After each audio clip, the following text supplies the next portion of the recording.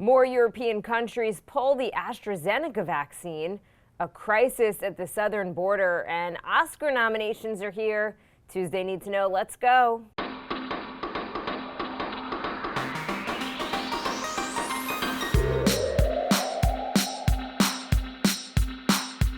Good morning. This is Cheddar's Need to Know podcast for Tuesday, March 16th. I am Jill Wagner with Carlo Versano. Hi, Carlo. Happy birthday. Good morning, Jill. Oh, thank you very much. Thank you. One day closer to being underground, but it's all good. That is not the way to look at a birthday, especially in a pandemic. I know, you're right. This is my second COVID birthday, man. It's BS. By the way, just yesterday, because I still feel bad about just totally blowing it yesterday and oversleeping. I just want to be clear about what happened. So, do you remember when I overslept last summer and you gave me holy hell for it?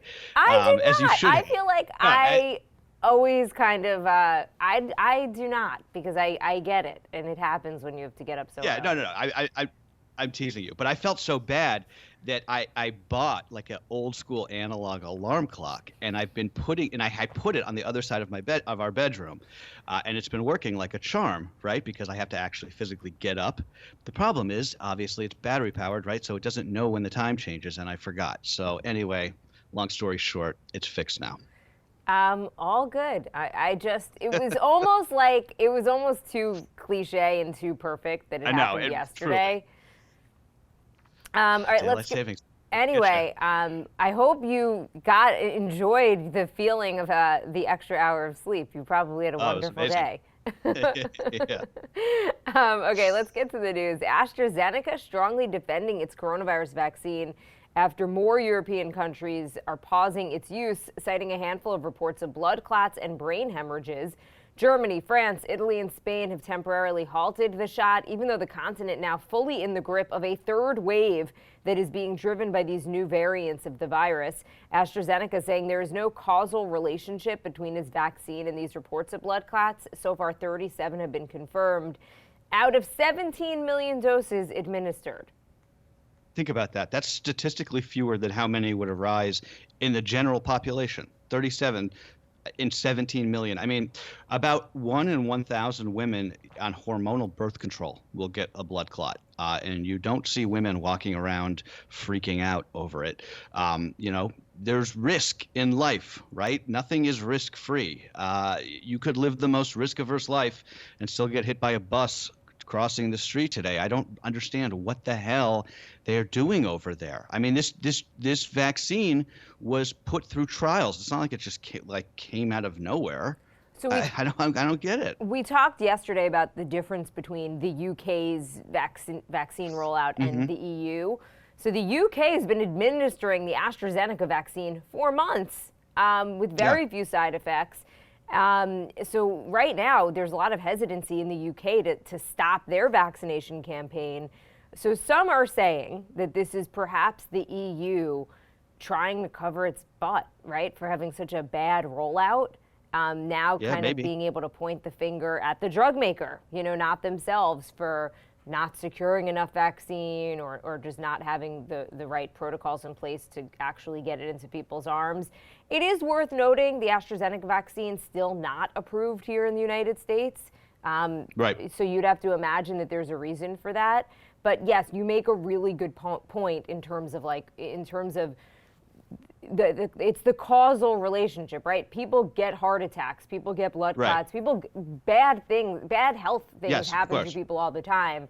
The question, and if you happen to have just had the vaccine before, that's the question. Was it because of the vaccine, or was it just something that would have happened to you anyway? If there's fewer cases of blood clots in people who've been vaccinated, it would lead you to believe that it is not a causal relationship. By the way, you mentioned the UK, Jill. Look at the UK numbers. They've fallen off a cliff. They were sky high. They were incredible. And now in terms of cases. In terms of cases, just that's vaccination. That's what happens when you mass vaccinate your population. Want to quickly mention also, we talked yesterday about how about 50% of Republican men that is the group that is most hesitant to get vaccinated in this country, which is surprising, right? That is not what you would have expected at the start of COVID or the vaccination campaign. Right. Brian Stelter pointed out on reliable sources, Tucker Carlson basically opening his show with what they call irresponsible reporting, just trying to undermine public confidence in the vaccine. He's basically asked, how effective is the vaccine? How necessary is it to take it? And basically suggesting that Biden is forcing the vaccines on the country, adding that we don't know about the effects of them. What the heck? I mean, you could hate Jill, Biden, but don't you love this country enough to not be, just propagating this misinformation? I don't really understand what's going on. He's a bad person. It's first of all, it's totally fine. I mean, it's appropriate for the media to ask questions about the vaccine, right? I mean, this is a big deal. Like, we should know as much as we can possibly know. But for somebody in his position who has so much influence on this particular part of our society that is already hesitant to just sort of it's not like he's interviewing Dr. Fauci and asking these questions, right? He's just sort of throwing it into the muck, right? He's just mucking it up for everybody. So thank you, Tucker. Thank you. I hope that we never get back to normal because of you. I hope that these people never get their vaccines and I can sit here because we don't get frickin' herd immunity from this goddamn virus after a year of this, right? It's infuriating. Worth noting, as Brian Stelter did today in his newsletter, that Rupert Murdoch got the vaccine. Rupert Murdoch, who owns You better believe Tucker Carlson got the vaccine. You better believe that his country house, wherever he is right now, broadcasting from, you better believe somebody showed up and vaccinated him. Guaranteed. Trump got the vaccine. Yeah. I mean, anyway, turning to the border now, the Biden administration facing one of its big crises, a surge in migrant crossings in recent weeks as the White House taking fire from Republicans who are calling Biden soft on illegal immigration, as well as some Democrats who are upset that the administration is carrying over some of the same Trump-era border policies that they deemed to be cruel back when Trump did it. More than 4,000 minors currently being held in overcrowded Border Patrol facilities as they await immigration hearings. The government plans to use the Dallas Convention Center as a temporary shelter for teenage boys to relieve the overcrowding. And by the way, FEMA has also now been deployed to assist.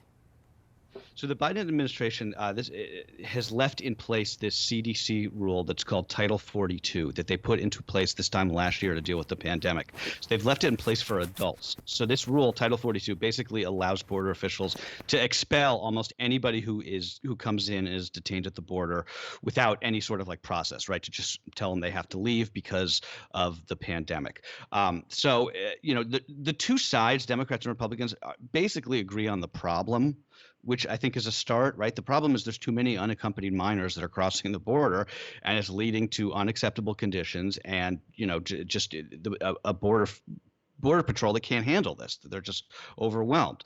The difference is the policy prescriptions, right? Democrats, generalizing here, but more or less, Democrats want these people to go through the asylum process. Republicans want them to just be sent back immediately using this Title 42 law. But Title 42, this was an emergency order that was put in place a year ago. It's not meant to be like our new asylum policy. What needs to happen here is Congress has to act, right? Congress is who makes the laws. We need an immigration reform law, right? We need to, what is the policy? What are we doing? We came close under the Obama administration, right? Wasn't there a big immigration bill with John McCain? Am I wrong on this? With John McCain yeah, no, I think and Schumer? I forget what happened now. It is a failure. It is a failure, ultimately, I think, of Congress to not have a comprehensive immigration policy that has led to this situation. It's not. Look, it's bad good. when there's. It's bad when the Biden administration is not separating families. That's a big, important distinction. But look, it's bad when there's minors in, cages at the border. When Trump does it, it's bad when it happens under Biden. It's not a good policy. It's not a good look. We have to fix it. A big update on the fallout from the Capitol riots. The feds are charging 2 men with assaulting Capitol Police Officer Brian Sicknick with a chemical irritant on January 6th. Sicknick died the next day, though the cause of death has not been officially determined. The FBI arrested Julian Katter, he's 32, of Pennsylvania, and George Tenios, who's 39, of West Virginia, after identifying them on video as they sprayed Sicknick and other officers with the substance, which is thought to be some kind of bear spray. These guys both face up to 20 years for this. The arrest may help answer one of the big outstanding questions that I still have from that day, which is, how did Officer Sicknick die? I don't know why the FBI has been so sketchy about his cause of death and about, I mean, we still don't really know what the heck happened that day. It's remarkable. With regard to Sicknick, what's happening is all of these conspiracy theories are now starting on the right because, there were first these reports that he got crushed with a fire extinguisher. That apparently has now been ruled out. But the lack of official communication about what happened, it just does real damage to people's understanding of that day, so we can make sure that that does not happen again. I mean, sometimes I feel like we've memory holed that, and it was only, 10 weeks ago? Oh my gosh, it does feel like it was a lot longer. Right? But yeah, I mean, it's still not clear, right? Like, it's still not clear what exactly happened, why the security wasn't better. So hopefully we'll get some answers here. In other news overseas, in Rome, the Vatican reiterated its official position that the Roman Catholic Church cannot bless same-sex marriages because doing so would be, quote, illicit. The arm of the Vatican that defends Catholic doctrine was answering a question posed by some progressive parishes that were looking for guidance on how to be more inclusive for gay couples. Pope Francis, who famously said, "Who am I to judge?" when asked about homosexuality, signed off on the message. I was kind of surprised at that. I wasn't. I was disappointed, but I was not surprised. Francis has never really pretended to be pro-gay marriage. She's just sort of been like a little bit less openly hostile towards gay people than some of his predecessors, which is progress, especially when you're talking about the Catholic Church. But the Vatican continues to just do itself no favors if it ever wants to appeal to young Catholics, people like me maybe, right, who were baptized and raised Catholic, but who may not hold these doctrinaire views about society, which pretty much haven't changed since Jesus was alive. And one of these days, if they want this church to continue to to be a force of good in the world, to the extent that it even is anymore, they're going to have to get with the times.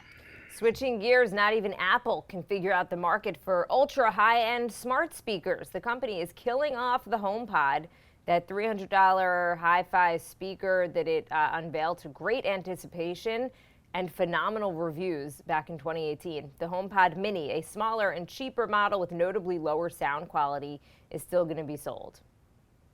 I actually thought this was pretty interesting.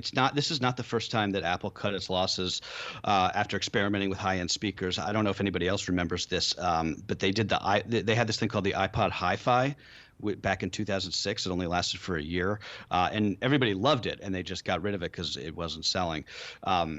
Google also recently discontinued its high-end speaker, which was called the Home Max. So I think what's happening here is Sonos has apparently just cornered the market on these high-end speakers. So it is a little bit surprising, though, to see Apple cede it. They don't kill off products all that often, and they also got rid of their high-end iMac last week too. So I guess they're trying to just sort of cut their losses and regroup. And I'm meanwhile on my third pair of AirPods because I just keep losing them. Oh yeah. Somehow I lost a third pair of AirPods during quarantine. I don't go anywhere. Like, I don't actually know where. Well, they have to be. They're in your house. They're in my house. I just cannot find them anywhere. Did you do the Find My iPhone thing on them? No. That's what you got to do, Jill. No, I didn't even know that existed. Yeah, you can do that. When I lost mine, I could see where they were, but it didn't matter because they were still lost. Like, I couldn't find them. I just knew where they were. So I basically have been I was for a month just listening to everything on speaker. So like I'd listen to podcasts and everything on speaker. And I think my husband was finally just like, I can't deal with Jill listening to everything on speaker. So he bought me a new pair of AirPods. What's your speaker setup over there? Sonos, Like your home, as you home, say, you have yes, a Sonos? as you mentioned. So we are totally hooked up. Every room actually has Sonos in it.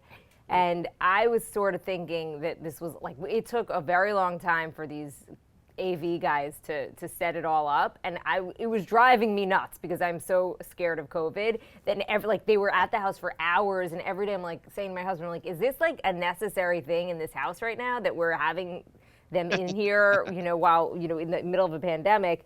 I have to say I love it. To have the speakers set up connected to your phone, it's awesome.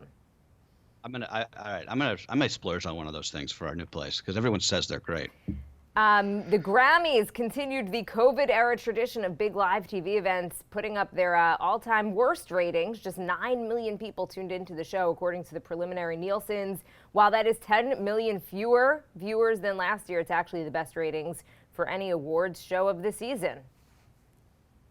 Interesting, right? I think that people, I mean, we talked about this, right, with, when was that, the Golden Globes? I think that people just so don't want to be reminded about COVID, so they just aren't tuning into anything that reminds them that we're still not in this, like, state of normalcy yet. However, the Grammys did a pretty good job of sort of showing that not every big award show has to look like a friggin' Zoom call. Right. I thought that was sort of my takeaway. Like, they did a very good job of sort of rolling with the punches. So I think it'll be interesting to see if this material, because it's not just award shows, it's sports too. It'll be really interesting to see if March Madness suffers, which I suspect it will, because think about how many people watch the basketball games from bars, right? Bars and restaurants. So, okay, so I had a theory that my theory in terms of why these award shows aren't doing as well, I was going to blame it on social media, because I just think we're so oversaturated with celebrities. Like, it's not a treat anymore to see a celebrity get dressed up. We can go and get a view of them in their own homes anytime we want through social media. And then you can use social media to find out what's going on, right? Like, if you scrolled through Twitter during the Grammys, which I was doing, you would know who won. You'd see clips right away. You'd see screenshots. So you almost don't need to watch the show to experience the show. But the fact that the Super Bowl's ratings were so low, I feel like maybe that kind of hurts my working theory a little bit. I will be curious to see what happens in March Madness, though. I would think ratings will be pretty good for March Madness. Yeah, we'll see. I think everything's just so messed up. This year is just like a wash. Speaking, though, of award shows, we did get the Oscar nominations yesterday. It happened just after we wrapped up in the morning. David Fincher's Mank led the Academy Awards nominations with 10 nods, including one for Best Picture.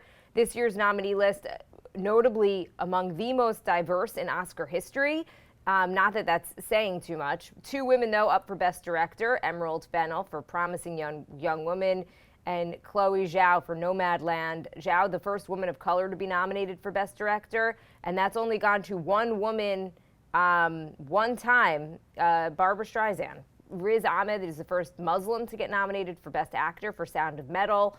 The Smart Money's got the late Chadwick Boseman, though, winning for Ma Rainey's Black Bottom. Wait, was it Barbra Streisand who won? I thought it was Catherine Bigelow who won for Hurt Locker. Did Barbra Streisand win Best Director? Am I thinking of, I thought I was so smart by saying that. Am I wrong? That's all right. Maybe she won the Best Golden Globe? I think maybe that's it. Yeah, it was Catherine Bigelow for Hurt Locker. That was the one woman. Oh, yeah, she got the Golden Globe for Best Director. Right. Yes, becoming the first and only woman, for 37 years, the only woman to win that award. My apologies. That's okay. But okay, so did anybody see this movie Mank? Do I need to watch this? Because I don't have any desire to, and it's like the Oscar leader, so I feel like I should. But I think the big storyline is going to be at the Oscars, can Netflix finally win a Best Picture statue, right? Mank is a Netflix movie, even though it's kind of a bit ironic because it's about sort of like the golden age of Hollywood. Roma, which was a Netflix movie, lost to Green Book a couple years ago. Irishman, which was a Netflix movie, lost to Parasite last year. I think Mank probably doesn't stand a chance against Nomadland, which is the front runner, as well. It should be. But a couple little interesting factoids here that I learned yesterday. Glenn Close, she was nominated for Best Supporting Actress for Hillbilly Elegy, a movie I also did not see. That role, she was also nominated for a Razzie as the worst. Yeah. Time that's ever happened. So Razzie, obviously, like the sort of joke parody award shows for like the worst performances ever. So she's nominated for both an Oscar and a Razzie for the same performance. That tells you something is like very messed Something's way off. Something's off. And Borat, check this out. Borat 2, the sequel, got a nod for screenplay. The last franchise to have its first and second movies nominated for best screenplay, The Godfather. Check that out. Whoa. Sasha Baron Cohen, by the way, I've never loved Borat. Like I appreciate it for what it is, but I was never like a huge, I would never laugh hysterically at that movie. It was what it was. I weirdly always felt like sympathetic for the people that he was trying to fool. I don't know why. But he did an interview with Kara Swisher on her podcast Sway. He is such an interesting guy, really fighting against these tech companies in terms of misinformation. What really sparked his interest in it was just the Holocaust denial that's going on social media.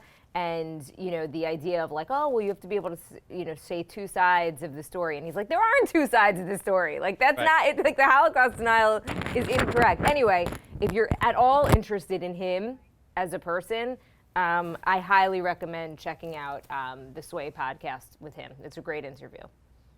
I love him. I love him, no matter what he.